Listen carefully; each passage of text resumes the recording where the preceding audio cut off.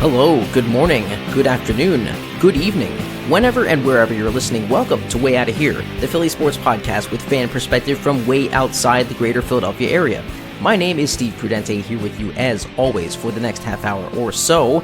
It is Dallas week. I will be talking a lot about the Eagles and Dallas Cowboys matchup coming up later this weekend, but for now, I would like to remind you to subscribe to me on the social media platforms of your choice on Facebook and Instagram, Way Outta Here Podcast, on Blue Sky, Way Outta Here Pod, on the blog, WayOuttaHerePodcast.blogspot.com, and if you have any feedback, you can always send me an email to WayOuttaHerePodcast@gmail.com. This is available just about wherever you get your podcast, on Apple and Spotify. I'd really appreciate a rating, and on Apple, if you'd go that little bit extra and write me a review, I'd greatly appreciate it. New also this week, I am working on getting the YouTube channel set up. I may not have video just yet, but at the very least, this will be broadcast in the future on YouTube as well, so you can look for me at Way Outta Here Podcast on YouTube in the coming weeks.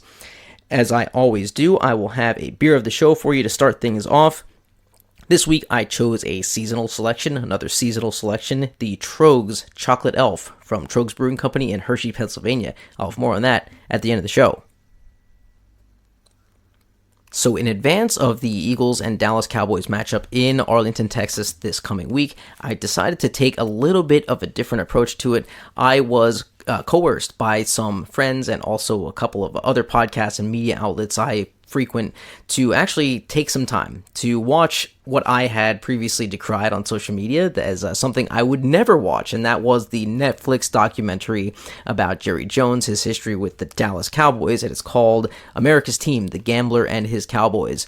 I will preface this by saying, yes, it was a little bit of an arduous watch as someone who has despised the Dallas Cowboys for most of his life. However, if you are interested in the history of the league and sports in general and the current atmosphere which we see nowadays in sports, I do recommend you give it a watch. It also, if you look at it from the lens of where the Philadelphia Eagles currently sit, frame it in the way of the directions that those organizations have taken since the 90s, it really does help you kind of put things in perspective.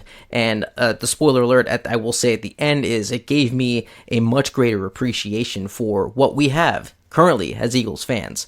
So with that said, I will get into my brief review of this. It may take about 15 minutes if you want to skip ahead. I will timestamp in the show notes for those of you who don't really care to hear my review and my thoughts on it. If you want to just watch it yourself and get your own thoughts, or if you decide not to watch it as well, that's fine too.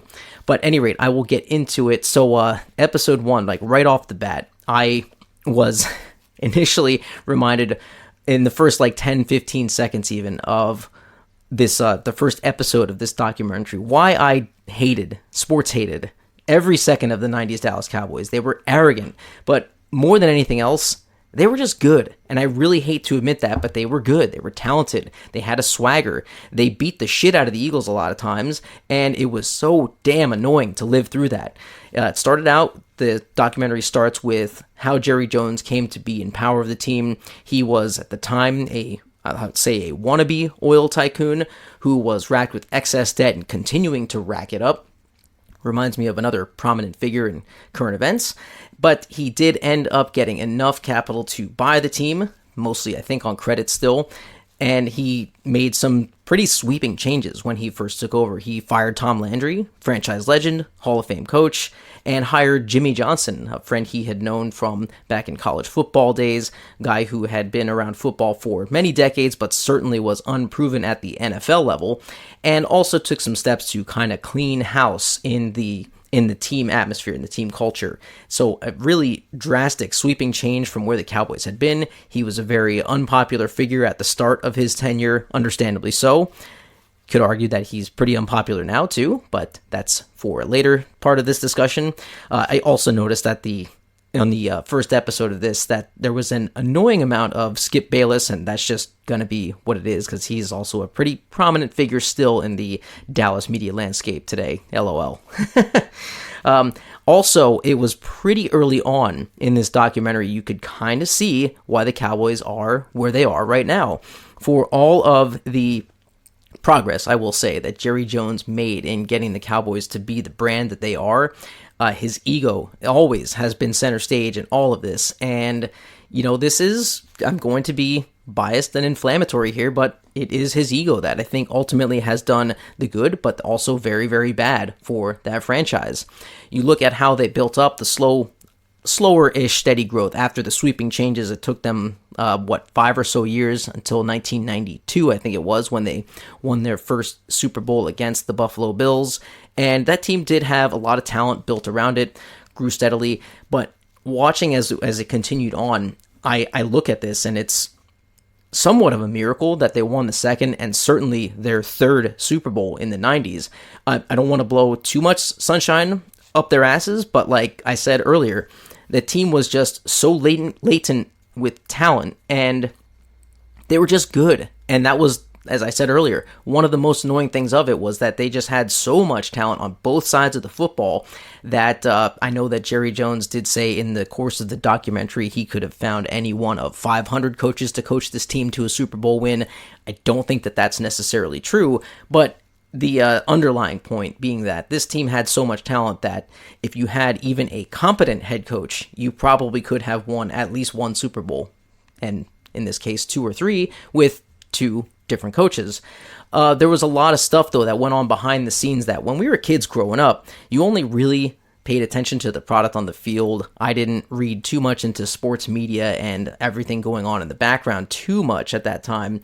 But there was a point that kind of I was really surprised about was that before they went on to win their second was that Troy Aikman had a pretty severe concussion and played through it in the NFC Championship game versus the 49ers, and said he actually admitted that he didn't really remember most of the game, that NFC Championship game. Somehow that team was just so talented and so good that they did go on to win a second Super Bowl over the Bills, who were, well, let's face it, I think it's no secret that they were perennial chokers. Got to the Super Bowl 4 times in a row, which is a tremendous accomplishment. But as all of you Eagles fans out there can relate to, not necessarily the Super Bowls, but getting to 4 consecutive NFC Championship games and only winning 1, we don't want to rest our laurels that we got to that far, but still didn't win the ultimate prize. And so, at any rate, I've gone a little bit off track there. After the second one, towards the second Super Bowl victory, the Jimmy Johnson saga was brewing beneath the surface. And again, as a kid, I was really, really shocked when Jerry Jones and Jimmy Johnson decided to part ways after that. I said, as a kid, like, hey, the guys won 2 Super Bowls. Why would you break it up? Didn't really make a ton of sense to me at the time, but now watching this, I kind of understand it. It was a clash of egos. Jimmy Johnson, I think over the years, I've come to more respect him as a football mind, especially because he's been on pre- and post-game shows for a number of years. Again, I disliked him a lot when he was coaching the Cowboys just because of who he was coaching, but tremendous amount of respect for the guy, and all things considered, I think that I would side with him in this clash of egos. Jerry Jones did the controversial thing, brought in a guy in Barry Switzer who was out of the coaching game for quite a while, and the cultural difference was quite shocking, as evidenced in this documentary, and also, I guess you could say, on the field, because that was right about when this truly great group of players started to kind of have some cracks in the armor. Jimmy Johnson was more of a whip cracker. He had those guys kind of on a really, really tough, tight schedule. Barry Switzer was more lackadaisical.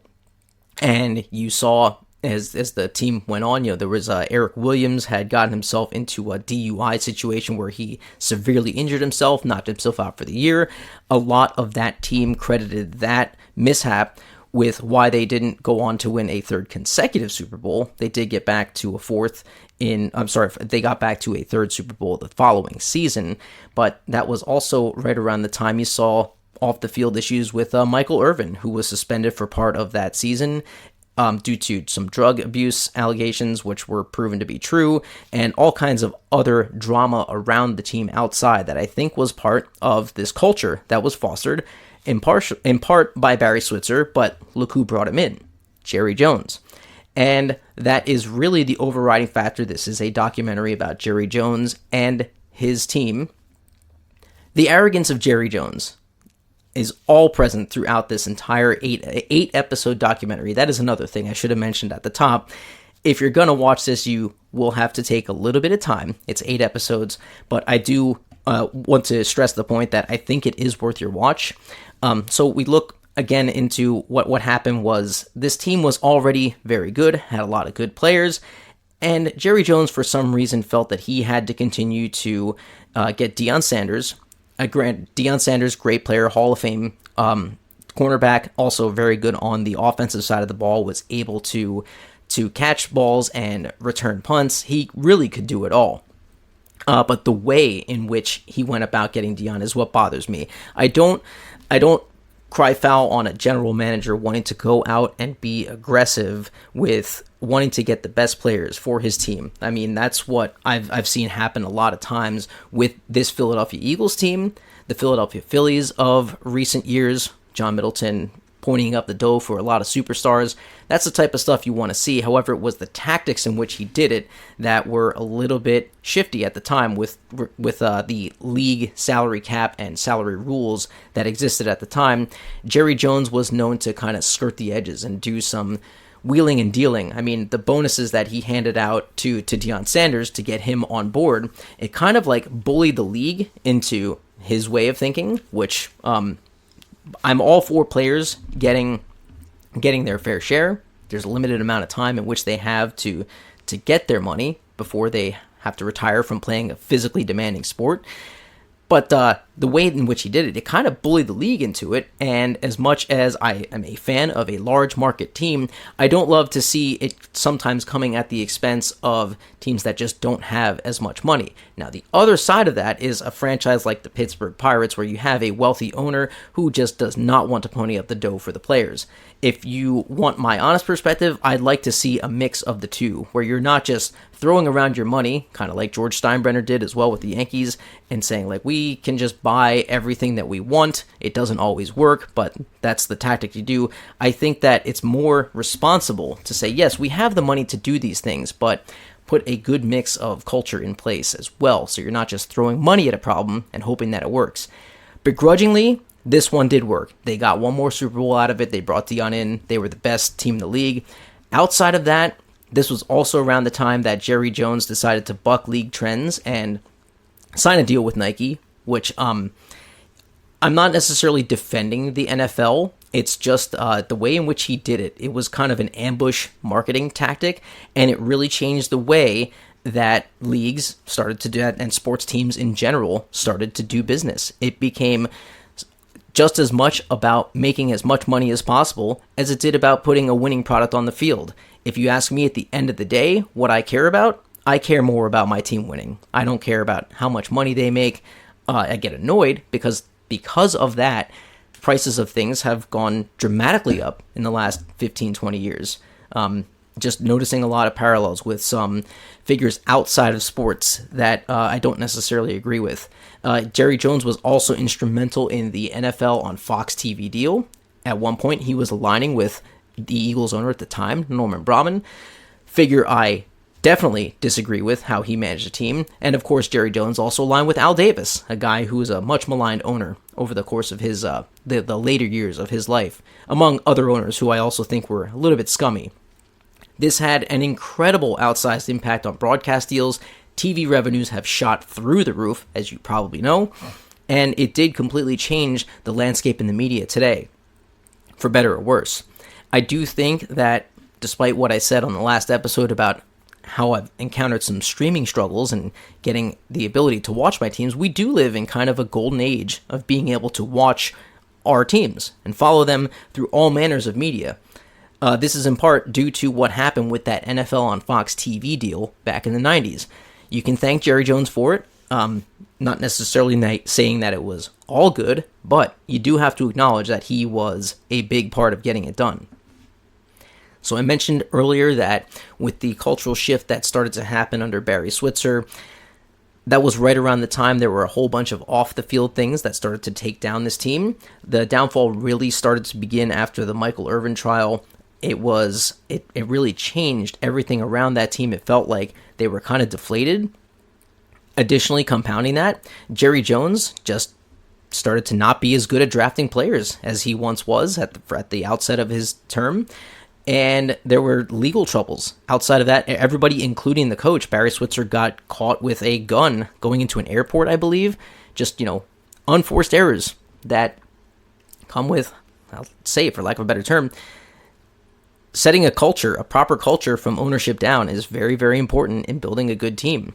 So, with that, the Cowboys started to fall off slowly but surely after they won their third Super Bowl in 4 years. I do vividly remember Michael Irvin's final game versus the Eagles. This is flashing forward to 1999. When it happened, it looked like a simple bang-bang play at first. Just a receiver catches a ball over the middle, gets tackled by safety Tim Houck. What we didn't see at first until we noticed the replay was that his head hit the Veterans Stadium turf, which by all accounts is a terrible, terrible place to be tackled, terrible place to play. A lot of Philadelphia sports fans have such nostalgic memories about the vet, myself included, but I'd never argue that it was a pristine, fantastic stadium. It was literally America's largest toilet bowl. I do remember water leaks and rust on the concourse. It was awful when you went all the way up to the nosebleed seats, how far away you were from the action. And then, of course, not to mention the terrible playing surface that took out so many players. I believe there was a guy from the Chicago Bears who tore both of his ACLs and ended his career on one play. There was the replacement turf that caused the cancellation of a preseason game versus the Baltimore Ravens during the Andy Reid tenure, right before they replaced it with Lincoln Financial Field. Good riddance to Veterans Stadium. And unfortunately, it did result in the end, as much as I disliked Michael Irvin for what he did to the Eagles. Good Hall of Fame level player, tremendously talented guy, was paralyzed at the time because of that tackle. I also won't defend Eagles fans that apparently cheered after he was injured. I'm not going to defend it. That's all I really have to say about it. But that really was another nail in the coffin for the Dallas Cowboys dynasty, if you want to call it that. It really started to signal the downturn, and then we ultimately get up to the changing of the guard in the NFC East, which I talked about on episode 67, the Pickle Juice game. Barry Switzer was out as head coach. The Cowboys still had a couple of guys hanging on there from the early 90s. Troy Aikman was there. Emmitt Smith was still on the team, and that was the game where Andy Reid started the season. It was the Week 1 game where Andy Reid started the season with an onside kick in Texas Stadium to kind of punctuate that, hey, this is a different atmosphere. We're here to stay. Troy Aikman was a shell of himself at that point. I think he ended up retiring after that season, and then we enter into what the last episode of this documentary was known as The Drought. And again, overriding factor here, it's mostly Jerry's fault. Spoiler alert, that's how I feel. Yes, shit happens on the field. I understand that ultimately the players are responsible for playing the game, but what we've seen off the field is that Jerry Jones is an expert in mismanagement of the cap, unlike Howie Roseman. How many times you could look back at times when a player was on the upswing and probably could have been signed to a contract, but Jerry waited until the price of the league overall had gone up. Dak Prescott is a shining example of this. I'm not saying that Dak is a bad quarterback, but what Jerry paid for him hamstrung their cap a little bit. He's had to get a little bit tight around the edges. And then most recently, you look at the culture that happens around the Micah Parsons controversy. I mean, the guy is still one of the top defenders in the league, and Jerry did not want to pay him. I don't exactly know his reasons. I'm not going to pretend to be inside of his mind. But that kind of a controversy, you can't tell me that doesn't have an effect on your locker room. It certainly has affected the product on the field, which we'll get to in a bit when I talk more about this week's game. But it basically is just a summation, a microcosm of everything that has gone wrong. And, I don't hate to see it because I dislike the Dallas Cowboys so much, I sports hate them. At one point, though, this team has had chances for sure. They got very close with the Dez Caught It controversy. At the time, it was not a catch by league rules. I still think that it wasn't a catch. It looked like he was bobbling it as he went to the ground. However, that was the closest I think that they got to getting back to an NFC Championship game. The biggest mistake that Jerry Jones has made is he did one of those things that bad management does. They assume that you just pick up right from there. Like, okay, we got to this point. All we need is this one extra piece to get us past that point. However, you have to start from scratch every single year. Deion Sanders said it best towards the end of this documentary. He said that they're not chasing any of the other teams. They're not chasing the Eagles. They're not chasing the Chiefs. They're chasing the former glory of their own franchise, which I think is totally accurate, and also the thing that is holding them back. Jerry Jones cannot get out of his own way, and until he either passes away, passes it on to somebody else, which, again, for them, it's a family business in Dallas. I don't know that things are necessarily going to get better, but I don't see them turning this around with Jerry Jones at the helm. And again, I'm not trying to paint him as a sympathetic figure, because the documentary certainly does at the end of it, but I just don't think that they're going to turn it around under him. And, that's okay with me, because I love my Eagles. I do like when divisions are competitive. That's why I do enjoy those games when the teams are going back and forth, and I'm looking forward to seeing Dak Prescott and Jalen Hurts on the field this Sunday, which is a rare thing, as I discussed in episode 70 of this podcast. But, I won't be sad if Jerry Jones continues on and lives forever, and the Cowboys are just constantly stuck in this midness, for lack of a better term. Jimmy Johnson did finally get inducted into the Cowboys Ring of Honor a few years ago, which is a sign that, hey, maybe Jerry Jones' ego is starting to be jet at the door, or at least a little bit. I wouldn't necessarily put too much stock in that, though. Final thoughts on this. This did not change my opinion of Jerry Jones one iota. If anything, it just affirmed what I already thought. But I did learn a lot, and it was worth the watch, as I said, for his impact on the sports media landscape, team building in general, influence on, I guess it did also have an influence on the Philadelphia Eagles trying to be competitive and wanting to be better than them. And to that end, they've leapfrogged them by leaps and bounds, in my opinion. So I would recommend you give it a watch if you have the time. And other things I wanted to recommend that you watch that are more Eagles-centric, that were pretty good. I have this on the list next. I have not gotten around to watching the Saquon documentary. I believe it's on Amazon, but that is on the list. I also really enjoyed the Invincible movie years ago with Mark Wahlberg about Vince Papale back in the 1980s, and the America's Game films from NFL Films in the 2018, I guess it would be, and the 2025 versions, the ones that detailed the Eagles' Super Bowl winning teams from the 2017 and 2024 seasons. They were fantastic watches. NFL Films, still to this day, one of the best media products out there, and would recommend you give those a watch if you are looking for something more Eagles-centric. So for this week's matchup, hoping that this can be a bit of a get-right game for the offense. It's looking like Lane Johnson's going to be out for a number of weeks, which is concerning, but I'm still confident in this offensive line depth. They look like they're still able to hold it together pretty well. Matt Pryor has been much better this year. Looks like Cam Jurgens is going to also play at center this week. He's been toughing it out through several injuries, knee injuries mostly. I guess he also had a concussion this past week. Looks like he's going to play. So hoping that the offensive line can hold up, because this should be a get-right game for the offense versus an awful Cowboys defense. Without Micah Parsons, they don't have a ton of things going for them.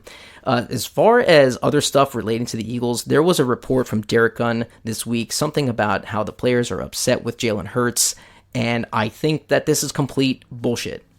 Derek Gunn, well-respected reporter for many, many years. I don't think he's working for any kind of news media outlet, though. He's working somewhere in the casino pre- and post-game. I think he's just trying to stir up drama, because he's a bit of a has-been at this point. All respect to him for all the things he's done over the years. There's probably an old guard of fans that might still give him ratings and clicks or whatever he gets for it, but my generation, not so much. You're seeing a lot of this as just the vocal minority on social media that's talking about this, and I don't think that I put too much stock into it. That said, there is something going on with this team, whether it's injuries, whether it's play calling, whether it's coaching on another aspect of it. I don't exactly know. They've been out of sync for most of the year, except for the game against the Giants, really, which, again, the Giants are a pretty bad defense. So we'll see if the Eagles can capitalize on what I said, like before, is a pretty awful Cowboys defense. This Cowboys offense is a little concerning because they can easily put up 40, but as we've seen in recent weeks, this Eagles defense has also been very, very strong. The addition of Jalen Phillips on that defensive front has been able to increase pressure where even if they're not getting sacks, they're getting pressure on the quarterback. And as we've seen, Dak Prescott is a bit of a gunslinger at times. When you get pressure on him and he does not have time to make those throws, now you don't want to blitz him too much. But when you get pressure on him and you have that good coverage in the back end, which the Eagles have shown they have recently too, it could be a good game for the defense to show their might against a very, very powerful and talented Cowboys offense with Dak Prescott throwing to George Pickens and CeeDee Lamb, among others. The Eagles do have a history of playing well in Texas, so I'm excited about this. A win would essentially clinch the division as they sit at 8-2. Dallas is 4-5-1. So, rough math, Dallas would need to win out, and the Eagles would need to lose out. And if the Eagles win, they own all the tiebreakers too, which complicates matters even further. So is this a must-win? Of course not, but as far as do I want them to win and really kind of just seal this thing up? Absolutely. I also wanted to mention this. I like to try to be positive as much as possible here, but I listened to a relatively infuriating podcast featuring RJ Ochoa on the Philadelphia Sports Table. First off, I love what Jeff Warren and those guys do over there. They're fan-sided, just like this podcast, and they always bring on some good guests to give you as much of a opposing perspective as possible leading up to the game. And RJ's been doing this for a long time. He said that Jalen Hurts has been given more tools than Dak Prescott, essentially. He, I think, likened it to Batman being put into a suit, and the suit does everything for him, whereas Dak has kind of had to make it his own. And I completely disagree with that, as I just mentioned. George Pickens and CeeDee Lamb, fantastically talented wide receivers. Dak has been given so much talent over the years. Dez Bryant, Ezekiel Elliott, Jason Witten, the list goes on. He's had guys. The Cowboys' failure has not been from a lack of talent. It's been from the execution on the field, coaching staff, and the culture, which again, the overriding theme, comes back to Jerry Jones. That's all I'm going to say on that.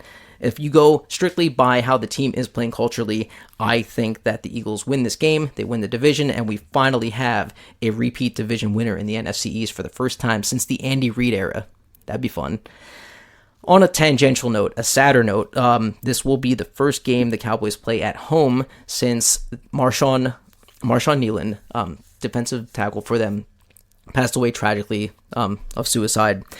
This is Men's Health Awareness Month. Reminder, I've been talking about it all month on this podcast, and I will share those show notes and share some resources in the show notes again. But it's another reminder that this is a very real thing, especially with professional athletes who seem like they have it all. It's not always what you see on the surface. So take care of the guys in your life. If you're a guy out there, take care of yourself. I will share those resources at the end of the show. Again, it's a bigger rival, but we never love to see these sorts of things. So rest in peace to Marshawn Nealon, and take care of yourselves out there. Some other Philly sports chatter I'd like to get into before I wrap this up. The Sixers are 9-6, currently sitting at 6th in the Eastern Conference. This week, Tyrese Maxey had a huge 54-point game in the win over the Bucks. One night after a tough loss in Toronto, that third quarter monster came back to bite the Sixers yet again. But Paul George is back healthy. He's looking pretty decent back on the court. Jared McCain also getting in there, getting better as Nick Nurse is easing him back into the lineup. And looks like the Sixers are going to need those guys, and guys like Dominic Barlow, VJ Edgecombe, and so on and so forth, because Joel Embiid has been playing in a reduced role this year, which I think is a good thing. We've been kind of lacking in anything beyond Joel Embiid for the last few years, and we saw last year that came to a complete, utter failure of a season with relying on him too much, and Paul George too much, two old guys who just, understandably so, you cannot count on them to be in the lineup for 48 minutes a night. Kelly Oubre Jr., though, is also out for at least the next couple weeks with a knee injury. He's been very good for them this season. He's like I might have said this before in this podcast, but I'll say it again. He's like one of the most Philadelphia 76ers, if you get my meaning. He plays hard, gets in there, digs deep, and is a great role player. Kind of an unsung hero, if you will. But he's out for the next couple of weeks with the knee injury, so the depth is going to be tested. However, so far this season, it's looked like they've been pretty good. I say this with cautious optimism. This team feels different than the one the last few years. I'm not going to put the cart before the horse, get my hopes up too high until the Sixers are actually able to get past the second round of the playoffs. I'll believe it when I see it. But last season, I don't think you could put too much of this on Nick Nurse.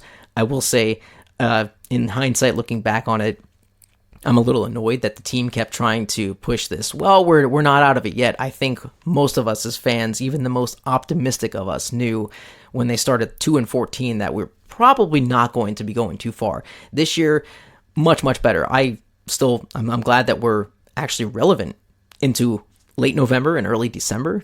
9-6 is nothing like fantastic, but it's good. We're in a playoff spot. Well, actually, it's very early to be talking about that, but still much more competitive this year. Still hopeful and looking forward to watching the rest of the season, as I said last podcast, and I will say until something changes. The Flyers are at 10-6-3. They scratched out another overtime win versus the Blues on Thursday. This is probably not sustainable. We have a lot of one-goal games, a lot of overtime games, but I will enjoy it while it lasts. There was also some off-the-ice drama this past week with apparently Sean Couturier said something about Matvei Mishkov. I wouldn't read too much into it. I think it was mostly sports talk radio and the vocal minority on social media, yet again, drumming up something to talk about. This team has looked good on the ice for the most part so far. Mishkov has started pretty slowly. We kind of talked about that a couple of weeks ago. I think it's injury related. Still kind of getting himself back, but they're still playing well overall. 1 point out of a wild card spot with 2 games in hand. They have a tough matchup versus a talented New Jersey Devils team tonight with some significant injuries, but they still have a very speedy and talented lineup there. And that game, they will be celebrating Bernie Parent at the Xfinity Mobile Arena, the Wells Fargo Center, the FU Center, whatever you want to call it. That's tonight. I wish I could be there, of course. I talked a little bit about Bernie on the last pod. Tremendous figure in Flyers history, and awesome that they're celebrating his life. I just wish I could be there, but I hope that it goes off well. Whoever is going to be there, sure to be in for a treat. The Phillies, nothing really major on that front, still no movement, but the rumor mill is churning. I did want to mention that the MLB awards were also announced last week, and no Phillies won, but they did have several finalists worth mentioning. Kyle Schwarber was second place in MVP voting. My biased opinion, I think he should have won over Shohei Ohtani, but that's, again, just me. The writers thought otherwise. Christopher Sanchez was runner-up for the Cy Young Award. Just an incredible season from him. Incredible that he was second place for the Cy Young Award after being snubbed from the All-Star team. Big things in his future, I think. I'm glad the Phillies paid him. We'll see him for a number of years here in a Phillies uniform. And finally, Rob Thompson actually got some votes for Manager of the Year. When they announced him as one of the 3 finalists, I knew for sure he wasn't going to win, but still pretty cool to see him up there. I think that it's going to leave a bad taste in our mouth how the season ended, but overall, he did a pretty good job with a very, very talented lineup. And lastly, Johan Duran was named to the All-MLB First Team, and Kyle Schwarber, Zach Wheeler, and Christopher Sanchez were named to the All-MLB Second Team. So some honors for a very talented Phillies lineup that still has a good future ahead of them. Just we'll see what happens with the offseason signings and trades and deals and so on and so forth. But wanted to mention those because despite how it ended, it was still a very, very good season of Phillies baseball. Finally, the Philadelphia Union, no major news to report from them, but they are facing off at 7:45 tonight. I'm recording this on Saturday morning, November 22nd. They face off tonight versus NYCFC in the MLS Cup Conference semifinals. We're finally back in action after a long, far too long of a break. Up next for me, a couple of things to pass along here. I will be going to the Lehigh Valley Phantoms and Lehigh Valley Phantoms and Wilkes-Barre Scranton Baby Penguins game in Lehigh Valley in Allentown over the Christmas and New Year's holiday with my family. It's been a little bit of a tradition whenever I can make it over the last few years because my birthday is also right around that time. So if you're going to be in the Lehigh Valley area around that time and you might be going to that game, let me know. Hit me up. We could grab a beer, talk hockey, talk sports, or, just talk life if you want to. Wanted to mention that's probably going to be the first time I get to a sporting event, the hockey event, I should say, this season, because with everything else going on, it's been a really busy time, and just trying to get back into the swing of things. But I'm really excited about that. I always am. It's always a great atmosphere there in Lehigh Valley. The Phantoms have been doing pretty well this season so far too, and really looking forward to seeing if the kids are all right. Also like to pass along wishes to you guys. Happy American Thanksgiving coming up on Thursday. I'm pretty sure I won't be able to check in and get a pod in before then. So if you guys are traveling or doing whatever else you're doing, just be safe. Hope you have an enjoyable time with your friends and family. And yeah, happy American Thanksgiving to all of those of you who participate. And try not to trample over too many people on Black Friday. We'll finish up here, as I always do, by outroing the beer that I mentioned at the top of the show. I chose for this week's selection the Chocolate Elf from Trogs Independent Brewing in Hershey, Pennsylvania. This is a Belgian strong dark ale at 8.7% ABV. Pretty beefy boy, as you would expect for a Belgian. The description reads, "The Chocolate Elf combines luscious notes of cacao and sweet cream with the cherries and subtle spices of a holiday favorite. It all adds up to a glass of chocolate-covered cherry goodness." Now, I am not a huge fan of chocolate-covered cherries. I also am not usually a huge fan of flavored beers, but Trogs always does this well. This is a take off of the Mad Elf, if you've ever heard of that beer. Pretty prominent holiday ale that comes out around this time each year. It's a Belgian strong ale that's brewed typically with honey, and they essentially added the chocolate flavor to it. Did it well. It's not overpowering. It's very smooth. At 8.7%, you would expect to feel it a little bit more, but in true Belgian ale fashion, it was very smooth, very easy drinking. The easiest way I think you can get this is you can get the mixed 12-pack, which includes 4 different varieties. It includes the Mad Elf, the Naked Elf, Mad Dreams, which is a mixture of the Mad Elf and the Dreamweaver, a little bit of a lighter take on the Belgian ale, and then, of course, this Chocolate Elf. All are very delicious in their own respect and diverse enough that you should be able to find something in there that you enjoy, even if you don't enjoy the Mad Elf by itself or the Chocolate Elf. You might enjoy one of the other two. So give that a check. The Chocolate Elf from Trogs Independent Brewing in Hershey, Pennsylvania. Great for this time of year, as well as we're getting a little bit chillier outside.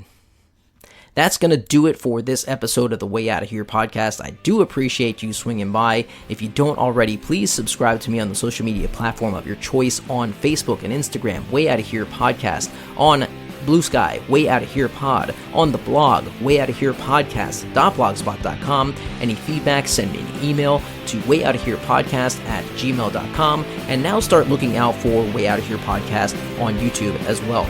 Available just about wherever you get your podcasts, on Apple and Spotify. That rating would be awesome. On Apple, a review would be even better. Thank you so much, as always. Be safe in whatever it is that you do, and happy Thanksgiving.